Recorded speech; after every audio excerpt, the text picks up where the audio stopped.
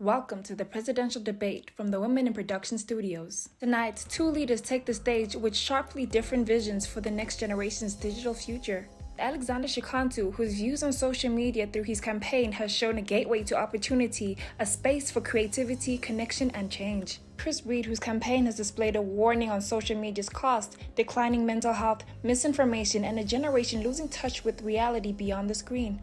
This is the Woman in Production, the presidential debate. Good evening, ladies and gentlemen. My name is Keisha Cole, and welcome to the Women in Production presidential debate. Candidates Alexandra Shakantu and Kris are just moments away from joining us on stage tonight. Which brings us to today's rules. Each candidate has 2 minutes to answer each question. So let us now welcome tonight's candidates onto the stage.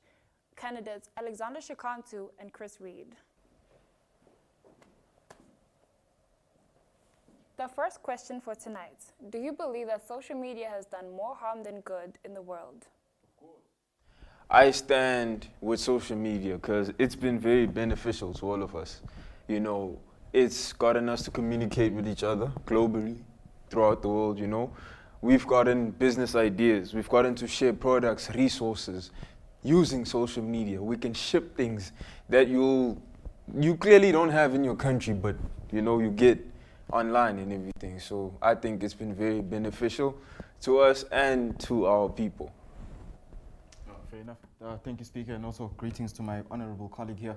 I think social media is a double-edged sword at this point. Yes, it's done tremendous good in terms of making the world smaller, connecting all of us. But the harm of it has been undeniable, and I think it's been growing over the years. More importantly, it's become a vehicle for misinformation and disinformation, which is the reality we need to acknowledge. If you think about how it's been affecting a lot of youth, especially mental health-wise, there's been consequences for that. Hence, I say that my administration is crying for urgency in terms of saying we cannot leave this unchecked because there are problems that we need to address importantly. But we have regulations for a reason, so that we don't. I don't think the regulations are good enough. Every time I've been on Twitter, it's been nothing but a voice for people to spread nothing but false news and false narratives. Hence, I'm saying that my administration will aggressively, yes, continue on. I can hear the aggressiveness. Of course. Don't get me wrong. We're still going to push its potential for good. But we also need to make sure we are aggressive when it comes to mitigating the harm that it has caused, especially with mental health consequences. Don't you think that's based to the age limit because it's mostly the young people who be texting or tweeting? Exactly, that's the thing. There's no restrictions. There's no age limit whatsoever. There is, but it's so easy to lie about it, mostly. But you see, that's what we need to avoid, tighter regulations. Thank you, candidates. The following question. Others argue that social media has revolutionized politics. Do you believe that social media has strengthened or weakened the democracy? I think the revolution of social media, especially in politics, has weakened democracy. Democracy relies on shared facts and civil discourse, and the current algorithms of social media undermine both of those.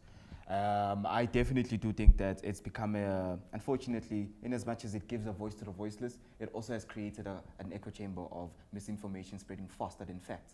See, I feel like it's strengthened the democracy. You know, social media has been very, very beneficial.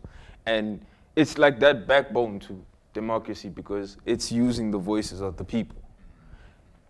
Everybody wants to have a voice. Everybody wants to be heard.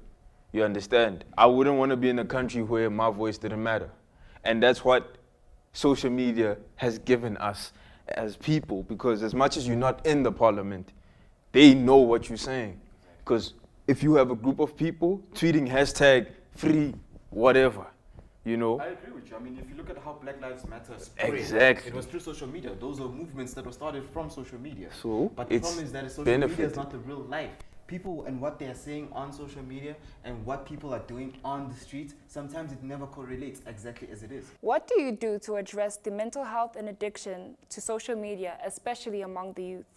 That's a very good question. I feel like when it comes to social media and mental health, it really works hand in hand because a lot of our kids or people on social media usually get influenced by each other and they will think they're in a mental health crisis, but they're not. But I feel like we need more resources online anyway that are going to be more accessible to everybody online. Social media has, its addiction rather, has been the fuel and the main driver when it comes to mental health among the youth more especially. My plan is simple and threefold. introduce design limits, especially for the algorithms, because the way the algorithms have been designed is it's against you, really. It's in favor of trying to hook you in. So it'd be nice if we would be able to hold these tech companies accountable in terms of platform changes, and also to avoid the way the algorithm is designed. Thank you once again to candidates Alexandra Shakantu and Kris for being on the Women in Production presidential debate stage tonight. It has been an honor. And thank you to the viewers back at home for staying tuned with us tonight.